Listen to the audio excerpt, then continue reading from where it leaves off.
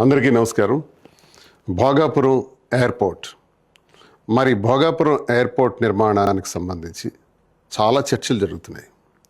Credit చోరీ గురించి కూడా చాలా చర్చలు జరుగుతున్నాయి. రేపు ఆగస్టు 1వ తారీఖున దేశ ప్రధాని నరేంద్ర మోదీ గారి చేతుల మీదుగా ప్రారంభోత్సవానికి కూడా నోచుకుంది. భోగాపురం ఎయిర్పోర్ట్, ఇంటర్నేషనల్ ఎయిర్పోర్ట్ నిర్మాణంలో ఎవరి భాగస్వామ్యం ఎంత, ఎవరి క్రెడిట్ చోరీ చేయాల్సినటువంటి అవసరం ఉంది అన్నది స్పష్టంగా ఒక్కసారి వెనక్కి వెళ్ళి ఆలోచిస్తే విషయం అంతా మనకు అర్థమైపోతుంది. రాష్ట్ర విభజన జరిగిన తర్వాత 2014లో ఏర్పాటైనటువంటి మొదటి ప్రభుత్వం చంద్రబాబు నాయుడు గారి ప్రభుత్వం. చంద్రబాబు నాయుడు గారి కాలంలోనే భోగాపురం ఇంటర్నేషనల్ ఎయిర్పోర్ట్ అక్కడికి విశాఖపట్నం నుంచి షిఫ్ట్ చేయాలని ఆలోచన చేసే దానిలో భాగంగా ప్రయత్నాలు ప్రారంభించడం జరిగింది. వారి కాలంలోనే కేంద్ర ప్రభుత్వం తాలూకు అనుమతుల గురించి ప్రయత్నించడం జరిగింది. ఆ ప్రయత్నంలో భాగంగా టెండర్స్ కూడా 2016లోనే ఇవ్వటం జరిగింది. ఎయిర్పోర్ట్స్ అథారిటీ ఆఫ్ ఇండియా వాళ్ళు ఈ టెండర్స్ని కైవసం చేసుకోవటం కూడా జరిగింది. ఇంత జరిగిన తర్వాత ఎక్కడ బెడ్స్ కొట్టింది? వీళ్ళ ప్లాన్ ఏంటంటే ఎయిర్పోర్ట్ల నిర్మాణం జరిగిన, సీపోర్ట్ల నిర్మాణం జరిగిన ముందు ల్యాండ్ బ్యాంక్ చేస్తారు, భూసేకరణ చేస్తారు, అక్రమ భూసేకరణ, అనవసర భూసేకరణ చేస్తారు. ఈ ఎయిర్పోర్ట్ కంట 5,000 ఎకరాలు కావాలంట. 5,000 ఎకరాలు ఎయిర్పోర్ట్ పేరుతో సేకరించే దానిలో చంద్రబాబు నాయుడు గారు నిమగ్నం అయిపోయారు. అంటే 5,000 ఎకరాలు ఎప్పుడైతే ప్రయత్నించారో 5,000 ఎకరాలకు సంబంధించిన రైతులందరూ కూడా నిరసనలు తెలియజేశారు, ఇవ్వటానికి నిరాకరించారు, ఆఖరికి కోర్టులకు కూడా వెళ్ళారు. ఇవన్నీ కూడా సివిల్ మ్యాటర్స్ కింద మ్యాటర్ అంతా కూడా సబ్సిడీస్ అయిపోయింది. అంటే ఎయిర్పోర్ట్ నిర్మాణానికి పెట్టాల్సిన దృష్టి కన్నా ఎయిర్పోర్ట్ పేరుతో భూసేకరణ పైన ఎక్కువ దృష్టి సారించారు. కనుకనే ఇది ఫెయిల్ అయ్యింది. భూసేకరణ మీద ఉన్నటువంటి శ్రద్ధ ఎయిర్పోర్ట్ నిర్మాణం పైన ఆ ప్రభుత్వానికి, ఆ 2019 వరకు ఉన్నటువంటి ఆ ప్రభుత్వానికి ఎటువంటి యోచన లేదు. టెండర్ కూడా క్యాన్సిల్ చేసిన తర్వాత రెండోసారి మళ్ళీ 2018లో టెండర్స్ ఇవ్వటం జరిగింది. అందులో జిఎంఆర్ వారికి ఆ టెండర్స్ కైవసం చేసుకోవటం జరిగింది. అయిపోయింది కదా పుణ్యకాలం. 2019 ఫిబ్రవరి 14న చంద్రబాబు నాయుడు గారు దిబ్బలపాలెం అన్నటువంటి వేరే ఒక గ్రామంలో శంకుస్థాపన చేసేసినారు. అంటే ఏంటి? ఇలాంటి శంకుస్థాపనల కోసం కొన్ని వేల శిలాఫలకాలు 2019లో వేయటం జరిగింది. అందులో భోగాపురం ఇంటర్నేషనల్ ఎయిర్పోర్ట్ కూడా ఓ శిలాఫలకం అయిపోయింది. 2019కి ప్రభుత్వం మారింది. జగన్మోహన్ రెడ్డి గారు ముఖ్యమంత్రి అయ్యారు. అప్పటికి జగన్మోహన్ రెడ్డి గారి ఉద్దేశం ఏంటంటే విశాఖపట్నంలోనే పోర్టు కొనసాగిస్తే సరిపోతుంది కదా ఇంటర్నేషనల్ ఎయిర్పోర్ట్ అన్నది ఆయన భావనలో ఉండేది. భోగాపురం షిఫ్ట్ చేస్తే ఇదంతా అనువైన ప్రదేశమా కాదా, ఇది డిస్టెన్స్ ఇవన్నీ చూసుకుంటే సరిపోతుందా లేదన్న ఆలోచనలో ఉన్నటువంటి పరిస్థితుల్లో విశాఖపట్నం కన్నా మళ్ళీ ఇక్కడే పెడితే బాగుంటుంది, ఎలాగూ ప్రారంభించారు కాబట్టి దీన్ని నేను పూర్తి చేసిస్తాను అన్నటువంటి ఉద్దేశంతో ఆయన ఆలోచనలో భాగంగా ఈలోగా కరోనా వచ్చింది. ఒక 2.5 ఏళ్ళు అతలాకుతలం చేసింది రాష్ట్రాన్ని, దేశాన్ని, ప్రపంచాన్ని కూడా. ఈ పరిస్థితుల్లో కూడా ఎక్కడా తగ్గకుండా వారి ప్రయత్నాలన్నీ చేయటం జరిగింది. ఏదైతే జిఎంఆర్ కంపెనీకి ఇచ్చినటువంటి టెండర్స్ ఉన్నాయో అదే కొనసాగిస్తూ ఆ ప్రాంతంలో జగన్మోహన్ రెడ్డి గారి ప్రభుత్వం వచ్చిన తర్వాత ఫస్ట్ వెంటనే ల్యాండ్ ఎక్విజిషన్, R&R ప్యాకేజెస్, ఎన్ఓసీలు ఇవ్వటం, సైట్ క్లియరెన్స్ ఇవ్వటం, భద్రతా అనుమతులు కూడా ఇవ్వటం, విద్యుత్ కానీ, ఇంటర్నల్ రోడ్స్ కానీ, నీరు కానీ, అలాగే ఏరోనాటికల్ సర్వీసెస్ ఇవన్నీ కూడా ముఖ్యంగా ఆర్థిక పరమైనటువంటి సమీకరణలు చేయటం.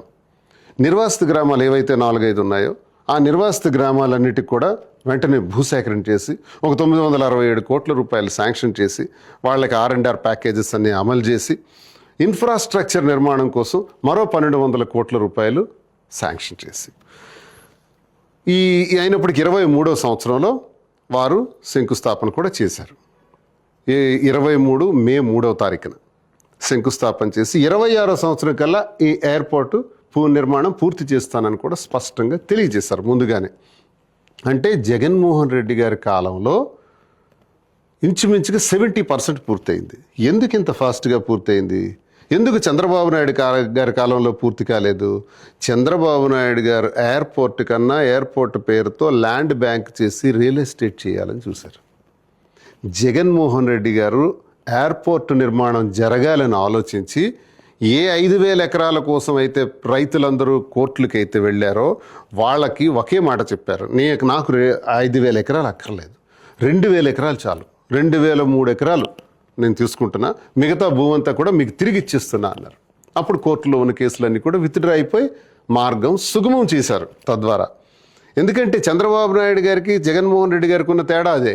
ఇక్కడ పోర్టు నిర్మాణం జరగాలి అన్నది జగన్మోహన్ రెడ్డి గారి ఉద్దేశం అయితే, ల్యాండ్ బ్యాంక్ జరగాలి, రియల్ ఎస్టేట్ వ్యాపారం చేయాలి పోర్టు తర్వాత అన్నది చంద్రబాబు నాయుడు గారి ఉద్దేశం. అందుకే ఆయన కాలంలో అది బెడిసి కొట్టింది ఆ ప్లాన్. మరి జగన్మోహన్ రెడ్డి గారి కాలంలోనే 70% పూర్తి చేసుకుంది. కోర్స్ ప్రభుత్వం మారింది, ఇప్పుడు కూటమి ప్రభుత్వం అధికారంలోకి వచ్చింది. ఆ ఉన్నటువంటి ఆ 20-30%ని ఎలాగో పూర్తి చేయాలి కాబట్టి అది పూర్తి చేసేసి ఈరోజు ప్రారంభోత్సవానికి చేస్తున్నారు. నేను అంటున్నాను, చంద్రబాబు నాయుడు గారి కాలంలో ఇప్పుడు పోర్టు నిర్మాణానికి అడుగులు పడ్డాయా, జగన్మోహన్ రెడ్డి గారి కాలంలో అడుగులు పడ్డాయా? స్పష్టంగా అర్థమవుతుంది కదా. పూర్తిగా పట్టించుకోలేదు కదా. ఈ పరిస్థితుల్లో చంద్రబాబు నాయుడు గారు ఎప్పుడు కూడా క్రెడిట్ చోరీ చేయటం వారికి అలవాటు. క్రెడిట్ చోరీ ఇప్పుడే కాదు, చాలా సందర్భాల్లో ఆయన చేశారు. నేనే ఐటీ సృష్టికర్తను, నేనే ఐటీని హైదరాబాద్ను తీసుకురావడానికి కారణం, హైదరాబాద్ నిర్మాణానికి నేనే కారణం అనే క్రెడిట్ చోరీ ఇదంతా కూడా. అసలు ఐటీని పండిట్ జవహర్లాల్ నెహ్రూ గారు ఆ 64 వరకు ప్రధానమంత్రిగా ఉన్న ఆఖరి రోజుల్లోనే కంప్యూటర్ అనేది ఇంట్రడక్షన్ అయిపోయింది. 70కి వచ్చేటప్పుడు కంప్యూటర్స్ ఆల్రెడీ ఎస్టాబ్లిష్ అవుతున్నాయి అప్పుడప్పుడే. ఆ తర్వాత రాజీవ్ గాంధీ గారు వచ్చి దానిపైన ఎక్కువ దృష్టి పెట్టారు. నేదురుమల్లి జనార్దన్ రెడ్డి గారి టైంలో హైదరాబాద్లో శంకుస్థాపనలు జరిగాయి. అప్పటికి ఇంకా చంద్రబాబు నాయుడు గారు చదువుకుంటున్నారు. వారు వచ్చినప్పటికి అప్పటికే కంప్యూటర్ అన్నది ఇంట్రడక్షన్ అయ్యి 5 సంవత్సరాలు అయిపోయింది. కానీ ఈరోజు ఏం జరుగుతుంది? హైదరాబాద్లో కంప్యూటర్ ఐటీ సెక్టర్ని అంతటిని కూడా తీసుకురావడానికి చంద్రబాబు నాయుడే కారణం అన్నది ఆ క్రెడిట్ చోరీ. ఎక్కడ పండిట్ జవహర్లాల్ నెహ్రూ గారి కాలం నుంచి ఆవిర్భవించినటువంటి కంప్యూటర్ సెక్టర్ని ఈయన ఘనతగా చోరీ చేశారు. చోరీ చేసి చెప్పుకుంటుంటారు. ఇప్పుడు జనరేషన్కి అర్థం కాదు, చంద్రబాబు నాయుడే ఐటీ సెక్టర్ అంతా తీసుకొచ్చాడు అనుకుంటారు అందరూ. కానీ ఇది చరిత్ర. ఇది ఒకసారి చరిత్రలోకి వెళ్తే తెలుస్తుంది. దీనికి ఎక్కువగా కృషి చేసింది రాజీవ్ గాంధీ గారు. ఇది మర్చిపోకూడదు. ఎన్నో విషయాల్లో ఆయన క్రెడిట్ చోరీ చేసినటువంటి చరిత్ర. జగన్మోహన్ రెడ్డి గారు నాకు తెలిసి అతను చెయ్యనిది నేను చేశానని చెప్పుకునే తత్వం ఎప్పుడు జగన్మోహన్ రెడ్డి గారిలో లేదు. ఆయన చేశారు, చిత్తశుద్ధిగా చేశారు. ఉత్తరాంధ్ర పైన ప్రత్యేకమైనటువంటి దృష్టి సారించినటువంటి మొట్టమొదటి ఆంధ్రప్రదేశ్ రాష్ట్ర ముఖ్యమంత్రి ఎవరంటే జగన్మోహన్ రెడ్డి గారు. ఎందుకంటే ఇక్కడ తరతరాలుగా ఉన్న కిడ్నీ వ్యాధుల గురించి ఆలోచించిన వ్యక్తి.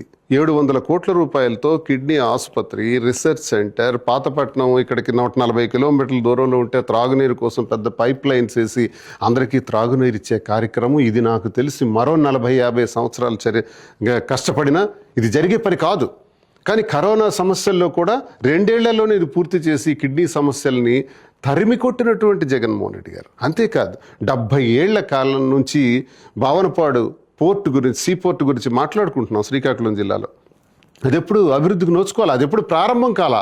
కానీ జగన్మోహన్ రెడ్డి గారు వచ్చిన తర్వాత మూలపేట పోర్టు నిర్మాణానికి కూడా 2023 ఏప్రిల్ 19న శంకుస్థాపన చేస్తే అది నా చేతుల మీదే 70% పూర్తి చేయించారు జగన్మోహన్ రెడ్డి గారు. నేను స్వయంగా దగ్గరుండి పూర్తి చేయించాను. ఈ 25వ సంవత్సరం నాటికి ఆ పోర్టు ప్రారంభం కావాలి, ఎగుమతులు దిగుమతులు. ఈరోజు 26వ సంవత్సరం వచ్చింది, కానీ ప్రారంభం కావట్లేదు. ఎందుకంటే మళ్ళీ భూసేకరణ ప్రారంభిస్తున్నారు. భూసేకరణ ఎందుకు? పోర్టుకి 1200 ఎకరాల్లో మేము పూర్తి చేసేస్తున్నారు జగన్మోహన్ రెడ్డి గారు. భూసేకరణ అంతా జరిగిపోయింది, చాలు. ఆనాడు భావనపాడు సీ పోర్టుకు కూడా 15,000 ఎకరాలు కావాలి, లేకపోతే పోర్టు నిర్మాణం జరగదని చెప్పారు. దేశంలో ఏ పోర్టుకి 15,000 ఎకరాలు ఉంది? ఎక్కడ చూసినా 2,000 ఎకరాల లోపే సీ పోర్టులు ఉన్నాయి. అలాగే ఎయిర్పోర్ట్లు చూసుకున్నా 1800 ఎకరాలు, 1500 ఎకరాలు. ముంబై ఎయిర్పోర్ట్ కూడా 2000 ఎకరాల లోపే. మరి ఇక్కడ ఎందుకంటే 5,000 ఎకరాలు భోగాపురం ఇంటర్నేషనల్ ఎయిర్పోర్ట్ కోసం? అక్కడే ఆ భోగాపురం ఇంటర్నేషనల్ ఎయిర్పోర్ట్కి నష్టం జరిగింది.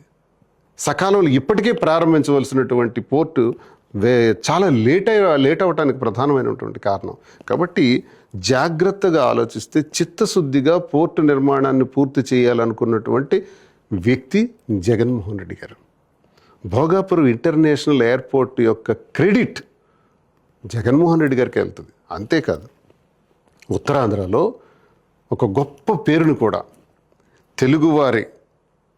తెలుగువారి అందరికీ ఆరాధ్య దైవం, తెల్లదొరల గుండెల్లో నిద్రపోయినటువంటి వ్యక్తి, 7 సముద్రాల ఆవల ఉన్న మీ గుండెల్లో నిద్రపోతాను అని చెప్పినటువంటి వ్యక్తి, అలాంటి పోరాట యోధుడు. స్వతంత్ర పోరాట సమయంలో మరి తెల్లదొరలకు తన గుండె చూపించి రాజీకని రప్పించిన తర్వాత తుపాకులతో తూటాలతో కాల్చిస్తే ఆ శరీరం నుంచి వచ్చినటువంటి రక్తపు బొట్లతో నా శరీరం నుంచి కారే ప్రతి రక్త బొట్టు నుంచి కూడా వందలాది మంది నా అనుచరులు పుడతారు అని చెప్పినటువంటి ఉత్తరాంధ్ర మన్యం దొర అల్లూరి సీతారామరాజు. అల్లూరి సీతారామరాజు గారి పేరును కూడా అల్లూరి సీతారామరాజు ఇంటర్నేషనల్ ఎయిర్పోర్ట్ అని పేరు పెట్టిన వ్యక్తి కూడా జగన్మోహన్ రెడ్డి గారే. ఈ క్రెడిట్ కూడా జగన్మోహన్ రెడ్డి గారికి వెళ్తుంది.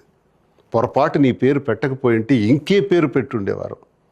కానీ అదృష్టవశాత్తు ఉత్తరాంధ్రకే కాదు, ప్రతి తెలుగువాడికి, ప్రతి భారతీయుడికి గర్వకారణమైనటువంటి మన మన్యం దొర అల్లూరి సీతారామరాజు ఇంటర్నేషనల్ ఎయిర్పోర్ట్ అని పెట్టే క్రెడిట్ కూడా జగన్మోహన్ రెడ్డి గారిదే.